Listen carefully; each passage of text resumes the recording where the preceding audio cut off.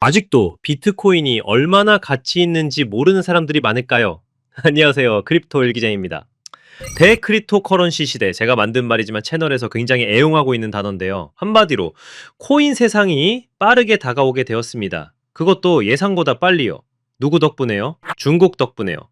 이런 상황을 만드는데 큰 도움을 주신 위인 몇 분이 계셔서 짧게 소개도 하고 넘어갈 테지만 그중 1등 공신이 바로 우리 시진핑이기 때문에 오늘은 비트코인이 산업을 어떻게 지금까지 살아남아서 세계 10대 자산까지 올라오게 되었는지, 앞으로 어떻게 이것이 산업을 혁명해서 데크립토커런시 시대가 열릴 것이라 기대할 수 있는지, 제가 그동안 코인을 해왔던 경험에 빗대어 지금부터 살펴보도록 할게요.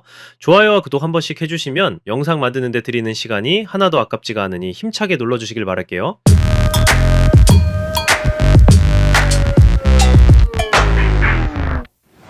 저는 코인을 2017년 12월 초에 시작했습니다. 주변에서 비트코인 하길래 한번 사봤는데 수십 퍼센트가 오르더라고요.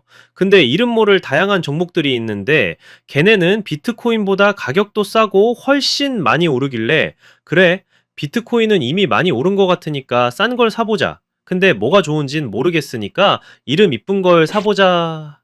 그렇게 눈에 들어왔던 게 A다. 129원에 진입했더니 지폐를 가버립니다. 그때 저는 차트의 캔들조차 읽을 줄 모르는 완전 생코린이었는데 초심자의 가호를 받고 시작할 수 있었죠. 그런데 2018년이 되니까 상황이 완전히 뒤바뀝니다. 가격이 폭락을 하게 됩니다. 그 당시 한국에서는 유시민 작가가 비트코인은 가치가 제로라고 단정하듯이 방송에 나와서 실언을 한 적이 있었고, 당시 장관이었던 박상기 법무부 장관은 거래소 폐쇄를 하겠다고 협박을 했던 이슈가 있었죠. 그때 저는 그들이 너무 원망스러웠습니다. 뭔데 이래라 저래라 남의 자유의지에 오지랖을 부리는 것인가 하고요. 나중에 알게 되었지만 겨우 우리나라에서 생긴 뉴스는 코인 가격에 그렇게 큰 영향이 없었다는 것을요. 이건 그로부터 약 7년 뒤 2024년 말 윤석열 전 대통령의 계엄 사태 당시 국내 거래소의 일시적 폭락과도 연관되는데, 우리나라는 아직까지 그렇게 코인 시장에 영향력이 없습니다. 코인 시장은 국내에 국한되는 것이 아니라 전 세계의 이슈에 더 큰 영향을 받기 때문이죠. 그 중에서도 대세에 따라가는 것인데, 그 당시 가장 큰 대세는 누구였냐? 바로 중국입니다. 유시민 박상기가 뭐라 했건 말건 관계없이 그 당시 그렇게 코인 가격이 치솟는 주된 자금은 바로 중국 부자들의 자금력이었습니다. 자국의 화폐로 코인을 사서 돈 따먹기를 하려면 거래소에 돈을 넣어야 하는 것이고, 그 거래소가 자국의 거래소가 아니라면 이는 곧 자본이 유출되는 것과 같습니다. 네, 비트코인 가격이 역대 최고가를 달성할 정도로 판돈이 해외 거래소에 깔리게 된다는 것은 가장 영향력이 큰 자본력을 가진 국가의 자본이 유출된다는 것과 같은 의미죠. 중국은 여기에 발작 버튼이 눌립니다. 근데 이건 처음이 아니라고 하죠. 제가 이때 코인을 처음 시작했으니 제 눈에는 이때가 처음이었지만, 그 직전의 대상승장 시기였던 2013년 말 중국 인민은행장은 금융기관의 비트코인 거래 금지를 내린 바 있다고 합니다. 한마디로 비트코인 대상승장이 광기에 다다를 때마다 찬물을 끼얹으며 대하락장의 신호탄을 쏘던 것이 항상 중국이었다는 말입니다.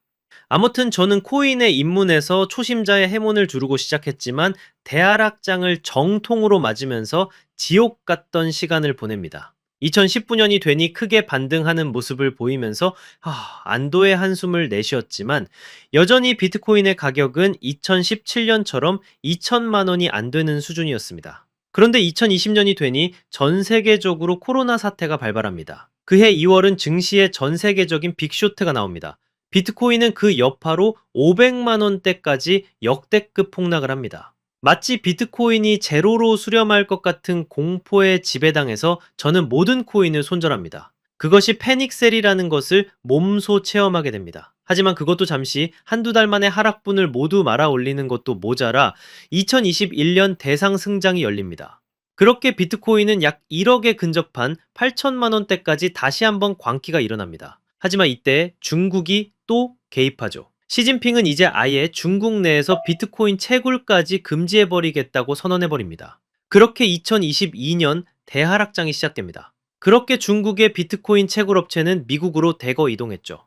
한편 미국에서는 2021년 5월 일론 머스크가 비트코인 채굴의 환경적 문제를 거론하며 테슬라의 비트코인 결제 허용을 철회한 것을 계기로 비트코인 채굴이 친환경적인가에 대한 논의에 불이 붙게 됩니다.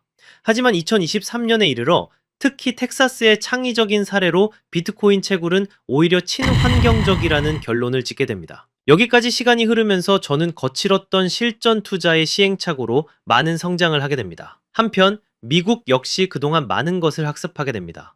비트코인은 불법에나 악용되는 거라는 촌스러운 문제의식 역시 오히려 비트코인을 불법에 이용하면 블록체인상의 투명성을 역추적하면 빼박으로 검거율을 높일 수 있다는 것을 증명해낸 미국의 검사였던 케이티 혼의 사례도 있고요.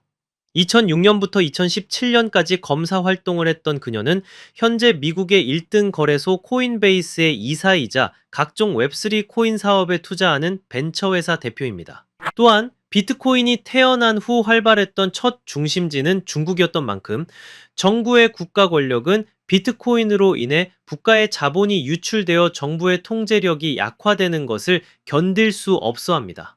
그래서 중국은 비트코인의 대상승장이 되기만 하면 발작 버튼이 눌리면서 빼 거린다는 것을 미국도 관찰하면서 학습을 했을 겁니다. 어차피 비트코인이라는 걸 막고 싶어도 막을 수가 없이 점점 커져가고 있고, 각국의 정부가 자본 유출에 예민한 것은 똑같지만 중국이 유달리 이것에 예민하다는 것을 본 거죠. 공산주의자들이어서 중앙 권력의 통제력에 특히 의지하는 국가니까 탈중앙화를 지향하는 비트코인이랑은 아주 상극인 거죠. 게다가 지정학적인 이해관계상에서도 중국은 미국과의 긴장 과정에서 탈달러화를 꿈꾸게 됩니다.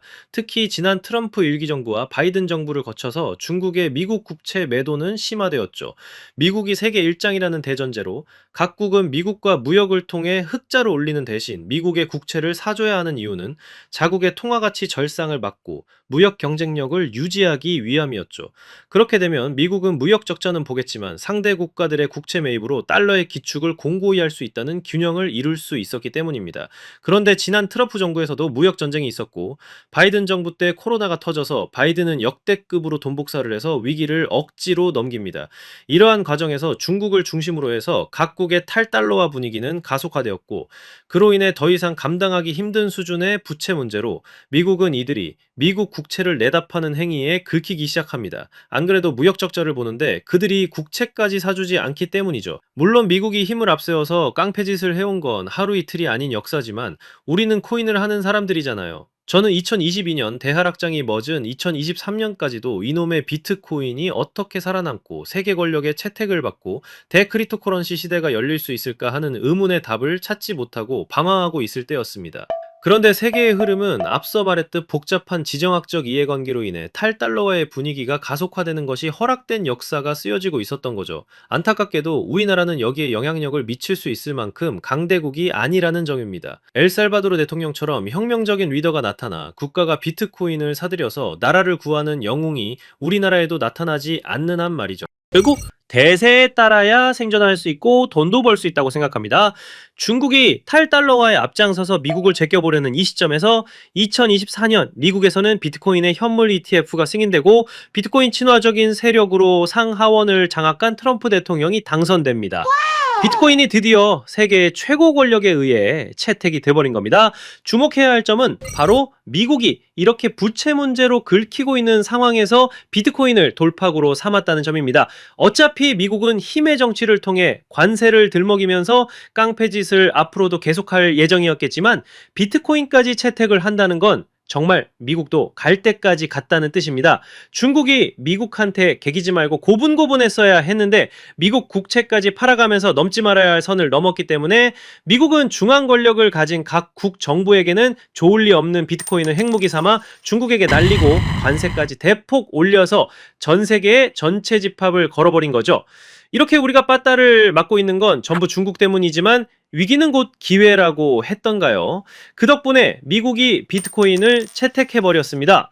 그렇게 되면 비트코인은 블록체인 생태계의 하나님 같은 존재로 앞으로 태어날 수많은 씹스캠들의 창조주 그 자체로 존재하게 되고 전 세계가 연결돼서 가장 편리하게 쓰일 스테이블 코인이 필요하게 됩니다.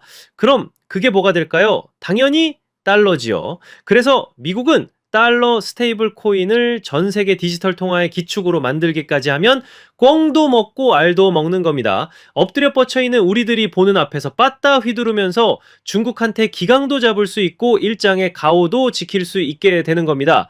이렇게 미국이 결과적으로 비트코인을 채택할 수 있게 도와준 중국에게 감사하고, 바이든이 선거를 이겨줘서 코로나 때 돈 복사를 답도 없이 해주셔서 감사하고, 공개석상에서 트럼프를 개망신 준 오바마 전 대통령께도 감사합니다. 이제 비트코인을 더 이상 무시하면 안 됩니다. 비트코인이 채택되었다면 이젠 현실 세계에서 상용화가 될 차례입니다. 글로벌 대기업들이 블록체인 상에서 사업에 참여하려면 가장 영향력 있는 플랫폼이 필요합니다. 그것이 바로 이더리움입니다. 이더리움 밑에서 수많은 사업들이 생겨날 것입니다. 산업이 혁명된다는 것은 기존의 문명을 이루고 있던 방식들이 갈아엎어지고 새로운 방식에 맞게 재편되는 것입니다.